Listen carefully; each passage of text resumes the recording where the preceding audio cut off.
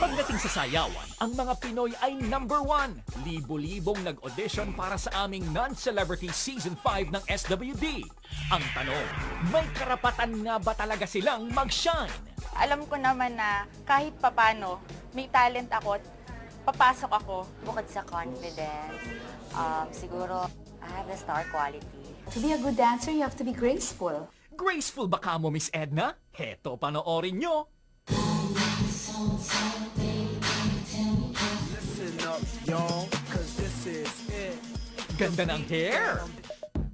Kuya, sige, ibigay mo pa!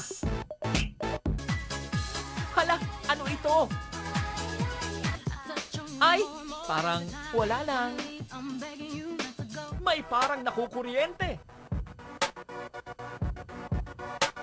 Vem magalenha, rojão, traz a lenha pro fogão, vem fazer armação. At may papa. Galing sa puso yung sayaw, yung bigay na bigay. Of course, marami yan si Miss Reg. Masamang espiritu, umalis kayo dyan. Sige, i-effort mo pa.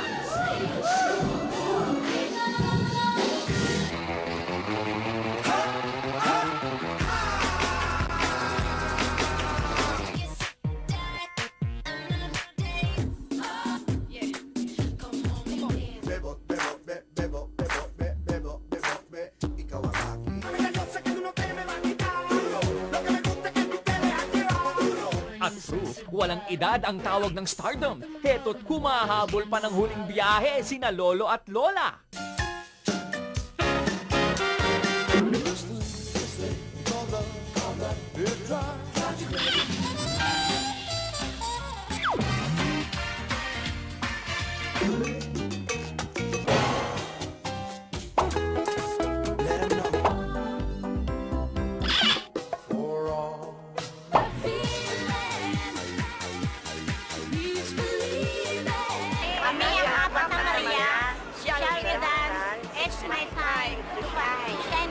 Pero sino nga ba ang mga nag-shine sa dance floor?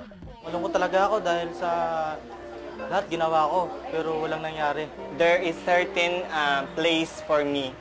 Baka hindi ito siguro. Alam ko naman yung ability ko kung hanggang saan, kung anong level. So, hindi ko naman na-expect na makapasok ako sa level 2. Sa tingin ko naman po, binigay ko yung lahat, binigay ko yung best ko. At saka, masakit talaga kasi layo pa rin nilakbay ko.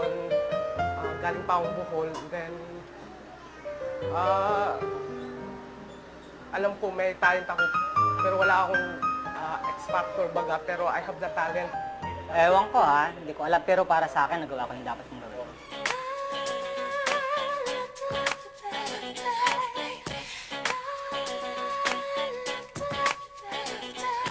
Una-una, hindi naman ako nawalan. Siguro kayo ang nawalan dahil hindi niyo ako sinali. Ganon?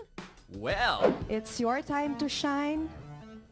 Gerald Nieves, it's your time to shine. Christopher C, it's your time to shine. It's your time to shine. mas matindi ang laban pero isa lang ang tunay na nag-shine sa dance floor.